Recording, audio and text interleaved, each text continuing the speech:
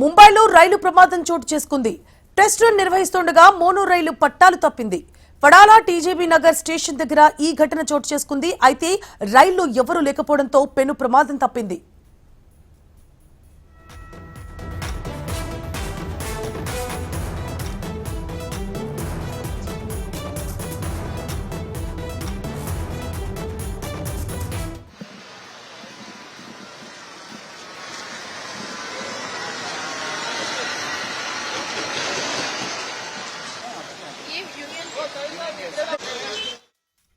ముంబైలో రైలు ప్రమాదం చోటు చేసుకుంది. టెస్ట్ రన్ నిర్వహిస్తుండగా మోనో రైలు పట్టాలు తప్పింది.